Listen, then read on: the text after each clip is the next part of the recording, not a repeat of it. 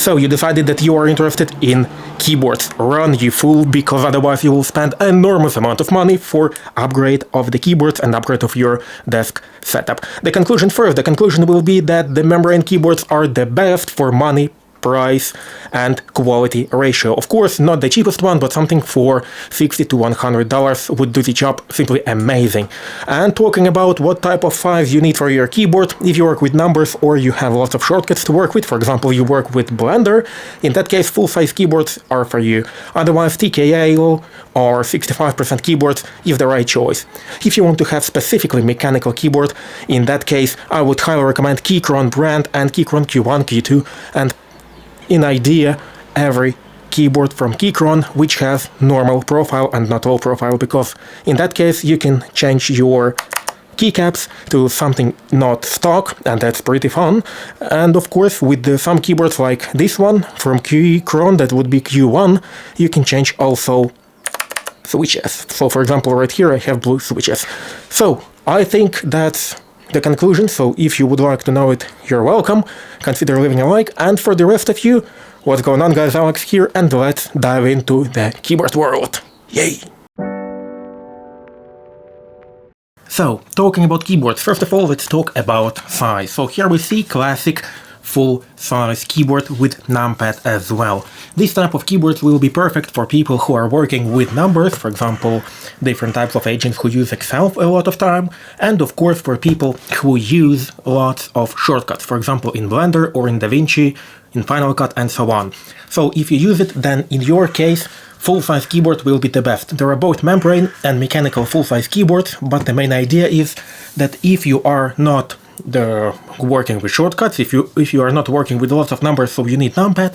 In other case, you'll be best with keyboard such as TKL or even less, for example 65%. So 65% will look in such way, only necessary letters needed, the row of numbers, and of course function button, which gives you the second layer of buttons. So with size we have understood. So what about mechanisms? We're talking about keyboards, we have two types of mechanisms. First, it will be membrane mechanism, as you can see right over here. So it is very silent, the travel distance is pretty low, and of course these type of keyboards tend to break much more often than mechanical ones, but also at the same time they are one of the most cheapest keyboards on the market. So essentially for most people who are not like hardcore gaming, who are not working with keyboard like 8 hours per day, in that case membrane keyboard will be just a perfect way for you. Of course, if you don't want to think about what to buy, go to the nearest shop. The best idea it would be for you to try different types of keyboards, but if you will order something from Amazon, for example, in that case, aim to the membrane keyboards in something about $60 to $100.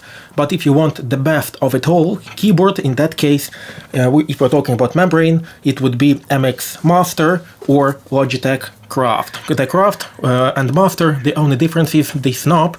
The Craft has this knob and the MX Master doesn't have this upper row, it's only full-size keyboard. And of course, MX Master is a little bit cheaper. And right now, talking about mechanical keyboards. If we're talking about mechanical keyboards, you can see two types of profiles. First thing, it would be low profile. So if we are talking about low profile, here we also have pretty low actuation point.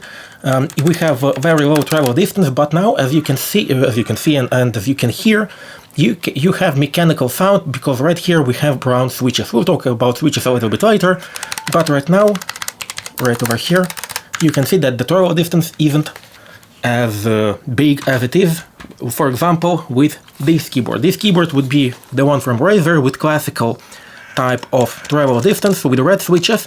It would be more silent than the previous keyboard, but also the travel distance is much more. Of course, talking about keyboards, we can talk about keycaps. And why keycaps is important? Because you can customize your own keyboard as how would you like. If we're talking about classic keyboards, if we're talking about full size and full frame keyboard, because as you can see right now, I have taken off the keycap using only my hands. Right now you can hear and see the switch. And you can change it for pretty much what you like, because right over here you can see that I have padding keycaps, because over here there will be lightning seen through the white part and through the black part, so you obviously cannot see the light. But the main idea is that it's pretty versatile and it's pretty customizable. And if we're talking about keyboard with low travel distance, for example as this one, you also can pretty easily take off the keycaps, but the problem is that there are not many. In my case, if we're talking about Logitech G915, the keyboard as I have, in that case we do not have lots of keycaps. For example, the only thing which I could find was only the same keycaps but only white from AliExpress, and they costed pretty much a lot. So, still, talking about next. So, we have understood that it would be better for you to take, let's say TKL, but also at the same time, let's take a full-size keyboard. Which type of switches do you need? So there are mainly three types of switches. That would be red, brown and blue. Of course there are lots of others, but that's like not in 101 for our keyboards. So essentially red ones are linear switches, and the actuation point is right when you press it. So you don't have any bump, you don't have such pleasant sound as for example on the blue switches, the classic annoying sound of keyboard of classic keyboard of that made from your Discord server. Right over here, it's one of the fastest switches available, so essentially when you press, the actuation point is in most cases somewhere in the middle, and also it's pretty silent and so pretty useful. The next brown switches is the best idea for people who don't know what to take, because the red switches may be too linear for people, and also at the same time people don't want to take the blue switches, because if for some people it may be annoying, or for some people who you live with it may be annoying. So in that case brown switches is your choice, because that's tactile switches. You can feel with your fingers the same thing as you can feel with your blue switches. This actuation point, this bump, you can feel it pretty good, but also at the same time it doesn't have such loudness as have blue switches. And if we're talking about blue switches, also in that case, as you can hear right now, it's pretty loudly, and also at the same time it's a pretty pleasant experience for you to type with this keyboard. So essentially, if you will be gaming, the best gaming keyboard will be keyboard with red switches. If we're talking about something in between both working and gaming, in that case this would be keyboard with brown switches right over here. And if we're talking mainly about typing, because actuation point of the blue switches is much more lower than it is with the regular keyboard, so it is not as fast, and that would be blue switches on which my camera stands right now. So, the next thing which we'll talk about, and that's wired or wireless. If we're talking about some popular brands, for example Razer or Logitech, in that case you will have most probably some type of radio channel, 2.4 GHz, so essentially you will use this dongle, you will put it in your PC, and so essentially the speed will be pretty much okay. In other cases, as for example with Logitech Craft, you will connect, in that case, in this case it would be three different computer, so it can be laptop, it can be iPad, mobile phone and so on.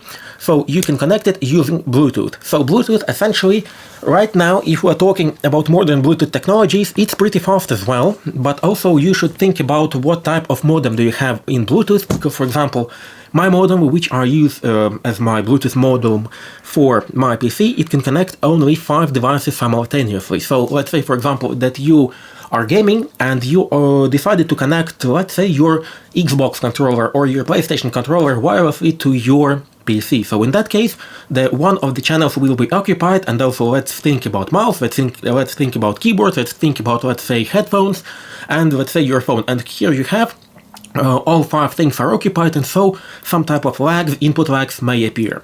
If we're talking about keyboard, in my personal opinion, it doesn't matter, because let's say for example we have this Black Widow Mini. It's Razer Black Widow Mini with custom keycaps from Mojo 68, because the keyboard with the same keycaps, you maybe have seen it somewhere on the Instagram and or maybe AliExpress. It costs something around 300 euros, but these keycaps separately it costs only something around $40 with shipment. So essentially, this keyboard can be wireless. It can be connected using dongle 2.4 GHz and can be connected using Bluetooth. But in most cases, I use it wired. In the wired version of it, right over here, you have USB Type-C port, so it is connected you're using wire, because the reason to connect it wirelessly would be only if it took lots of space and only if you would move it pretty often. So if we're talking about something like full-size keyboard, in that case, maybe it's a decent thing to connect it wirelessly, because of the numpad, you will have to move this keyboard somewhere to the side, because otherwise you won't have enough space for your mouse because of this numpad. So essentially, if you have something like pretty short, pretty small keyboard, in that case, I suppose that being wired is pretty okay. Also, at the same time, here we can see two types of keyboards, and that's wired and wireless, and that's 60 and 65%. As you can see, the only difference between these keyboards, besides the keycaps, and that's arrow buttons. For me personally, arrow buttons is very crucial, so that's why I have both 60 and 65%, because on the 60% keyboard, it's the only way for you to use arrows, it is to press the function key and press the keys, the second layer of keys. So it's not very convenient, especially if you work a lot with text. So that's why I use mostly right now this keyboard, because it has both arrow keys, it has linear switches, it is not red, it is yellow, because for Razer original switches, yellow is considered to be linear. So it is pretty silent compared with others. It has both wired and wireless, it is pretty small and has everything I need, because if we're talking about function buttons, so F1 to F12, in that case I can use it by pressing Fn button and pressing 1 till plus sign on the second layer of keyboards.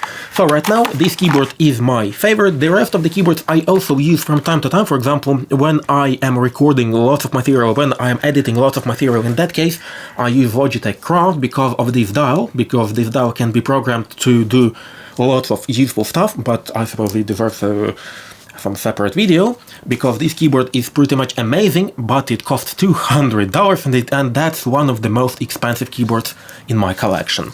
And also, if I want to type, and if I'm typing a lot and I want to experience the most pleasant experience you can experience from the typing, in that case blue switches come to my help.